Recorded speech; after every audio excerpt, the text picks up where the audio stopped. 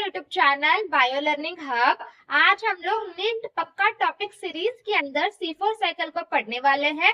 कौन कौन मेरे यूट्यूब चैनल पे नए हो मैं आपको बता दूं, नीट पक्का टॉपिक सीरीज के अंदर हम लोग वो बायोलॉजी टॉपिक्स को पढ़ेंगे जो आपके नीट एग्जाम में 110% पूछे जाएंगे। ठीक है, उन टॉपिक्स को हम लोग इस सीरीज के अंदर कवर करेंगे और मेरा यूट्यूब चैनल आपको नीट प्रिपरेशन के लिए बहुत ही यूजफुल होगा। अगर आप नीट प्रिपरेशन कर रहे हो तो मेरे चैनल को सब्सक्राइब कर लेना। ठीक है, तो चलो C4 साइकिल को पढ़ लेते हैं, या फिर आप पढ़ चुके हो तो रिवाइज कर लेते हैं। ठीक है, C4 साइकिल बच्चों, C4 साइकिल जो होता है वो कॉमनली ट्रॉपिकल रीजन्स के अंदर जो प्लांट्स है उन प्लांट्स के अंदर हमें C4 साइकिल देखने को मिलता है। क्यों? क्योंकि ट्रॉपिकल रीजन में जो प्लांट्स हमें मिलते हैं उन्हें हाई टेम्परेचर को टॉलरेट करना पड़ेगा, फिर उधर कार्बन डाइऑक्साइड जो होगा वो कम मात्रा में पाया जाता है, इसके वजह से वहां पर C4 साइकिल चलता है। ठीक है, सो हमने C4 साइकिल को C4 साइकिल किस वजह से बुला रहे हैं? क्योंकि इसके अंदर जो फर्स्ट स्टेबल प्रोडक्ट बनेगा वो 4 कार्बन का ऑक्सैलिक एसिटिक एसिड है। ठीक है, शॉर्ट फॉर्म में आप लोग उसे OAA बोल सकते हो। Oxalic acetic acid is a 4 carbon molecule जो C4 साइकिल के अंदर फॉर्म हो रहा है, जो फर्स्ट स्टेबल प्रोडक्ट है। ठीक है, इसकी वजह से इसका नाम C4 साइकिल पड़ा है। और जो C4 साइकिल है वो as compare to C3 cycle more productive है। क्यों? इसके अंदर फोटो रेस्पिरेशन नहीं होता है। ठीक है, C4 साइकिल के अंदर फोटो रेस्पिरेशन नहीं होता, जिसकी वजह से जो लॉस है वो नहीं होती C4 साइकिल प्लांट्स के अंदर, जिसकी वजह से ये मोर प्रोडक्टिव है then compare to C3 plants. ठीक है, क्यों? जब मैंने आपको C3 प्लांट्स पढ़ाया था तो मैंने आपको एक बात बताई थी कि C3 पाथवे जो है, C3 साइकिल जो है वो यूनिवर्सल पाथवे है। ये C3 प्लांट्स के अंदर भी होगा, C4 प्लांट्स के अंदर भी होगा। मतलब C4 साइकिल या C4 प्लांट्स के अंदर सिर्फ C4 साइकिल ही नहीं हो रहा है, इसके साथ इसके अंदर C3 साइकिल भी होगा, क्योंकि C3 साइकिल की मेन साइकिल है, मेन पाथवे है जो फूड बनाने का काम करता है। तो C4 साइकिल में C3 साइकिल में डिफरेंस क्या है? अगर इसके अंदर भी C3 साइकिल हो रहा है तो डिफरेंस क्या है वो देख लो। ठीक है, इसके पास C4 साइकिल के पास एक स्पेशलाइज्ड लीव एनाटॉमी मौजूद है, उसको बोलेंगे हम लोग क्रांस एनाटॉमी। क्या? क्रांस एनाटॉमी, इसका मतलब क्या है? क्रांस एनाटॉमी मतलब बच्चों इसके पास 2 different types of cells present है। जब मैंने आपको C3 साइकिल पढ़ाया था तो उनके अंदर हमने सिर्फ और सिर्फ मीजोफिल सेल्स के ऊपर बात की थी। जो भी ये C3 साइकिल के जो भी इवेंट्स हो रहे थे वो सारे सिर्फ और सिर्फ मीजोफिल सेल्स के अंदर हो रहे थे। But in C4 cycle we see 2 types of cells, one is bundle sheath cell and second one is mesophyll cells। ठीक है, so इसके पास इस स्पेशलाइज्ड एनाटॉमी की वजह से ये पावर है, ये कार्बन डाइऑक्साइड को स्टोर करके रख सकता है, जिसके वजह से फोटो रेस्पिरेशन नहीं होगी। ठीक है, जिसकी वजह से फोटो रेस्पिरेशन नहीं होगी, जिसकी वजह से ये C4 प्लांट जो है, जो ट्रॉपिकल रीजन में पाया जाता है, वो कम कार्बन डाइऑक्साइड में भी अपना खाना बनाएगा। ठीक है, पर खाना बनाने के लिए जो मेन पाथवे यूज होगी वो C3 पाथवे ही होगी। ठीक है, अब थोड़ा बहुत जान लेते हैं बंडल शीथ सेल्स। ठीक है, मैं बोल रही हूँ आपको बंडल शीथ सेल्स रहने की वजह से ही इनके अंदर फोटो रेस्पिरेशन नहीं होता, इसलिए ये क्या है, मोर प्रोडक्टिव है। पर बंडल शीथ सेल्स क्या है, कैसे है वो समझो। ठीक है बच्चों, ये बंडल शीथ सेल्स जो होंगे वो बड़े हैं, लार्ज सेल्स है, वो हम अराउंड दी वस्कुलर बंडल्स देखने को मिलेंगे। ठीक है, यहाँ पर वस्कुलर बंडल है, समझो जाइलम एंड फ्लोएम, इसके अराउंड जो ये लेयर बने हैं ना लार्ज सेल्स, इनको कहा जाएगा बंडल शीथ सेल्स। ठीक है, ये कैसे होंगे, लार्ज नंबर ऑफ क्लोरोप्लास्ट। ठीक है, इन बंडल शीथ सेल्स के ऊपर हमें लार्ज नंबर ऑफ क्लोरोप्लास्ट देखने को मिलेंगे। ठीक है, और इसी के साथ साथ बच्चों इनका जो वॉल्स है ये थिक होंगे, थिक वॉल्स होंगे, जिसकी वजह से ये इम्पेरिवेज टू गैसेस एक्सचेंज है। क्यों?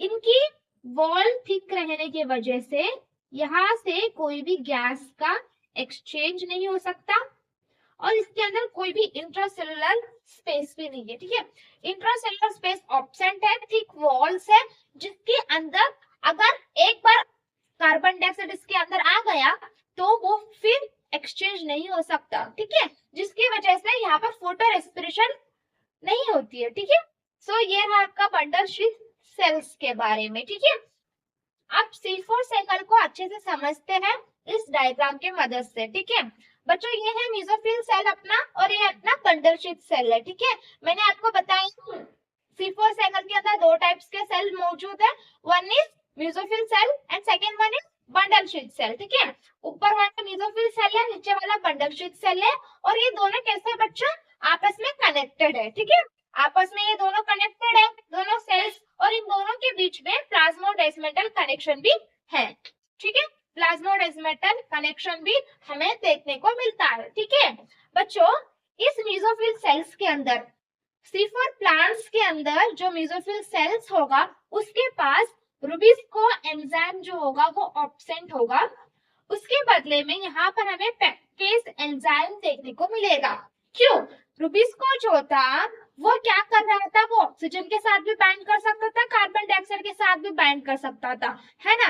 अगर उसने ऑक्सीजन के साथ बाइंड कर लिया तो यहाँ पर तो फोटो रेस्पिरेशन होगी। अगर यहाँ पर फोटो रेस्पिरेशन हो गई तो ये है ही बेचारे ट्रॉपिकल रीजन के प्लांट्स, इनमें कार्बन डाइऑक्साइड उतना ज्यादा मिलता भी नहीं है, तो हमें फोटो रेस्पिरेशन करवाना नहीं है। सो इसलिए इनके मेसोफिल सेल्स के अंदर हमें रुबिस्को एंजाइम देखने को नहीं मिलेगी, हमें कौन सा एंजाइम देखने को मिलेगा, पेप्टेज एंजाइम देखने को मिलेगा। ठीक है, पर इनके जो बंडल शीट सेल है बच्चों, इस बंडल शीट सेल के अंदर हमें रुबिस्को एंजाइम प्रेजेंट होगा, पेप्टेज एंजाइम एब्सेंट होगा। क्यों? सोचो आप ही, मैंने बंडल शीट सेल आपको जब पढ़ाया अभी तो मैंने बोला बंडल शीट सेल्स के अंदर गैसेस एक्सचेंज होता नहीं है। इसके अंदर अगर आपने रुबिस्को एंजाइम रखा भी तो हमें कोई प्रॉब्लम नहीं होगा। ठीक है, यहाँ पर रुबिस्को एंजाइम प्रेजेंट होगा, यहाँ पर पेप्टेज एंजाइम एब्सेंट होगा। ठीक है, चलो शुरू करते हैं। ठीक है, इस साइकिल का नाम क्या है, C4 साइकिल है। क्यों हम लोग C4 साइकिल बोल रहे हैं, क्योंकि इसके अंदर जो फर्स्ट स्टेबल प्रोडक्ट फॉर्म होगा वो 4 कार्बन का ऑक्सैलो एसिटिक एसिड है। ठीक है, हमें 4 कार्बन का ऑक्सैलो एसिटिक एसिड फॉर्म करना है, इसकी वजह से कार्बन डाइऑक्साइड पेप्ट के साथ क्या कर देगा, जुड़ जाएगा, बॉन्ड बन जाएगा, और पेप्टेज एंजाइम्स के मदद से हमें 4 कार्बन का ऑक्सैलो एसिटिक एसिड क्या हो जाएगा बच्चों, मिल जाएगा। ठीक है, फर्स्ट स्टेबल प्रोडक्ट बन गया मेसोफिल सेल्स के अंदर। ठीक है, और जो ये ऑक्सैलो एसिटिक एसिड जो मेसोफिल सेल्स के अंदर बन रहा था वो इस प्लाज्मोडेस्मेटल कनेक्शंस के द्वारा कहां पर आएगा, अपना बंडल शीट सेल के अंदर आएगा as a form aspartic acid और मैलिक एसिड। ठीक है, मैलिक एसिड या फिर एस्पेरेटिक एसिड के फॉर्म में वो बंडल शीट सेल्स के अंदर आएगा। ठीक है, मैंने आपको बताया कि बंडल शीट सेल्स के अंदर गैसेस एक्सचेंज नहीं हो सकते, है ना। ये जो 4 कार्बन का ऑक्सैलो एसिटिक एसिड था ये क्या करा, 4 कार्बन के एस्पेरेटिक एसिड या फिर मैलिक एसिड में कन्वर्ट होकर कहां पर आया, बंडल शीट सेल्स में आ गया है। ठीक है, और जो यहाँ पर एस्पेरेटिक एसिड या फिर मैलिक एसिड यहाँ पर आ चुके हैं ना बच्चों, ये क्या करेंगे, ये as a storage of carbon dioxide का काम करेंगे। ठीक है, अगर एनवायरमेंट में कार्बन डाइऑक्साइड ज्यादा होगा तो जो मेसोफिल सेल्स है C4 के वो क्या करेंगे, कार्बन डाइऑक्साइड को एक्सेप्ट करेंगे पेप्ट के मदद से, फिर पेप्टेज के मदद से वो 4 कार्बन का ऑक्सैलिक एसिटिक एसिड बनाएंगे। ठीक है, फिर उसको एस्पेरेटिक या मैलिक एसिड के फॉर्म में बंडल शीट के सेल्स के अंदर छोड़ देंगे जो स्टोर हो जाएगा। क्यों, बंडल शीट के सेल्स के अंदर एक्सचेंज नहीं हो सकता गैसेस का, एक बार अंदर आए मतलब वो गैस बाहर नहीं जा सकता। तो ये इस फॉर्म के अंदर बच्चों क्या करता है, कार्बन डाइऑक्साइड को स्टोर करने का काम करते हैं C4 प्लांट्स। ठीक है, जब भी इनको फूड बनाना हो करना होगा तो ये एस्पेरेटिक एसिड, मैलिक एसिड क्या हो जाएंगे, टूट जाएंगे, ब्रेक हो जाएंगे इनटू कार्बन डाइऑक्साइड, फिर एक C3 कार्बन के रूप में, ठीक है। और ये जो CO2 बना, ये जो CO2 बना बच्चों, ये CO2 C3 साइकिल चलाएगा आगे जाकर, जो अल्टीमेटली फूड बनाएगा, ठीक है। C4 साइकिल के अंदर भी बच्चों जो फूड बन रहा है वो किस मदद से बन रहा है, C3 साइकिल के मदद से ही बन रहा है, ठीक है। C4 साइकिल जो है सिर्फ कार्बन डाइऑक्साइड को स्टोर करने का काम कर रहा है, ओके। ये जो एस्पेरेटिक एसिड से जो ये CO2 बना बच्चों, ये अल्टीमेटली C3 साइकिल के अंदर जाएगा, पर जो ये यहाँ पर तीन कार्बन का जो ये टूटा है वो आगे जाकर रीजनरेशन होकर क्या बनाएगा, पैप बनाएगा, ठीक है। आगे जाकर मेसोफिल सेल्स के अंदर क्या बना लेगा, फिर से उसका रीजनरेशन हो जाएगा इनटू पैप, ठीक है। सो इस तरीके से C4 साइकिल काम करता है, ठीक है। मैंने आपको बताया कि ये जो CO2 है वो अल्टीमेटली C3 साइकिल के अंदर जा रहा है, मतलब यहाँ पर C3 साइकिल के अंदर जो एनर्जी लगी खाना बनाने के लिए वो एनर्जी यहाँ पर यूज हो रही है ना, जो है 3 ATP प्लस 2 NADPH। उसके साथ साथ बच्चों यहाँ पर जब पेप का रीजनरेशन होगा उस टाइम भी 2 ATP यूटिलाइज्ड हो जाएंगे, खर्च हो जाएंगे, ठीक है। मतलब कितना खर्चा करना पड़ रहा है हमें खाना बनाने के लिए, कितना खर्चा करना पड़ रहा है हमें एक कार्बन डाइऑक्साइड को फिक्स करने के लिए, वो है अपना 5 ATP, 3 इसके 2 इसके 5 ATP, NADPH में कोई बदलाव नहीं आएगा, वो वैसे ही रहेगा 2 NADPH। मतलब हमें एक कार्बन डाइऑक्साइड को फिक्स करने के लिए C4 साइकिल के अंदर टोटल 5 ATP प्लस 2 NADPH का खर्चा उठाना पड़ रहा है ना। सो अब मुझे आंसर दो, अगर आपको एक ग्लूकोज मॉलिक्यूल बनाना है तो आप कितना ATP और कितना NADPH खर्च करोगे? जल्दी जल्दी से आंसर दो, कमेंट बॉक्स में आंसर रहना चाहिए, ठीक है। तो आपका आंसर है बच्चों, एक ग्लूकोज मॉलिक्यूल को फॉर्म करने के लिए आपको इस साइकिल को ऑब्वियसली 6 बार चलाना पड़ेगा। 6 बार चलाओगे तो आपको 30 ATP 12 NADPH का खर्चा उठाना पड़ेगा एक ग्लूकोज मॉलिक्यूल को बनाने के लिए, ठीक है। और कमेंट बॉक्स में अगर समझ में आया है तो ये भी जरूर बताना कि अगर आपको 1 मॉलिक्यूल ऑफ सुक्रोज बनाना है तो आपको कितने ATP कितने NADPH खर्च करना पड़ेगा, ठीक है। क्योंकि इस टाइप का क्वेश्चन जरूर पूछा जाएगा आपके एग्जाम में, या तो वो C3 साइकिल का होगा या फिर C4 साइकिल का होगा, बट होगा जरूर, ठीक है। सो कमेंट में जरूर बताना।